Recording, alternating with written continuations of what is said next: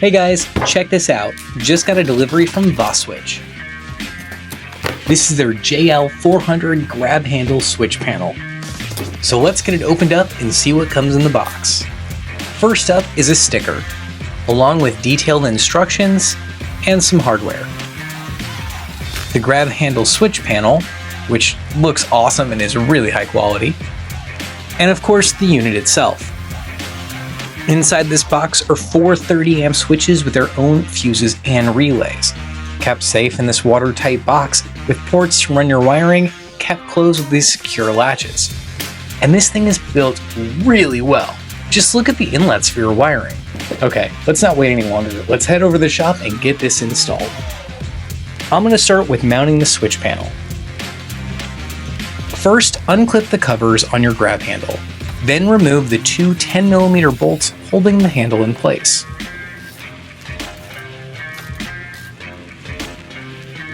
These bolts are fairly long, and make sure to hold on to them because you're going to reuse them later. Next, we need to remove the speaker cover on the dash. Just pop that out of place. Now with a little finesse, the handle just comes right out. Okay, so with the grab handle on the table, first let's make sure we're looking at the correct side. The top will have this indentation. Now let's remove the top bolt cover. Just pinch and push it through the hole. On to the next step. Now we need to drill a hole here to allow the wiring to run behind the handle. So out comes the step bit. And let's test it here. Needs a little bit more.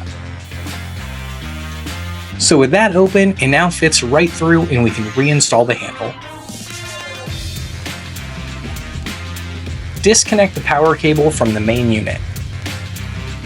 Then measure the approximate distance you'll need to get to the switch. Connect the switch and then put the grab handle back in place. Now we can put those 10mm bolts back in and tighten down the grab handle. We can also close the bottom cover and reinstall the speaker grill, but let's leave the switch panel out for now just so we can test it.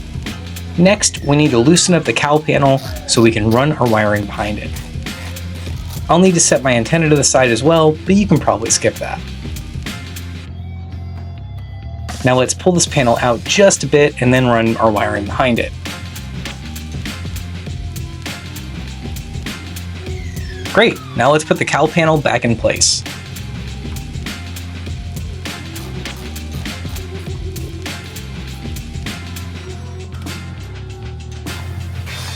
Time to open the hood and finish running the wiring.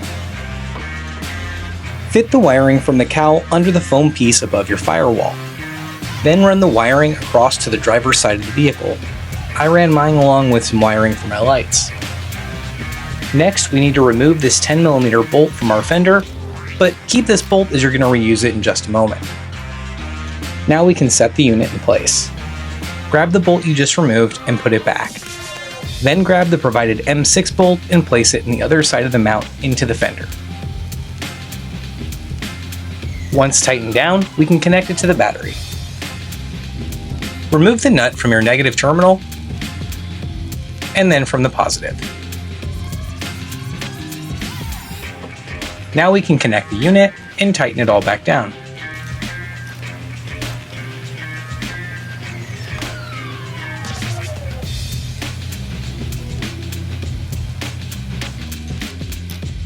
And just like that, it's all mounted and looking great. So let's connect the switch panel and make sure it's all working. Magic! We've got it all set up and man does that look great. So let's power it off and pop it into place.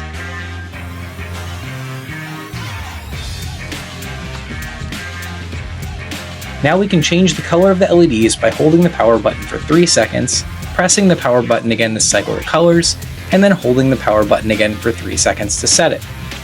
So let's close the hood and admire our new switches. Man, this really looks great. And the texture looks just like the OEM handle. Get yours in the link below and make sure to like and subscribe.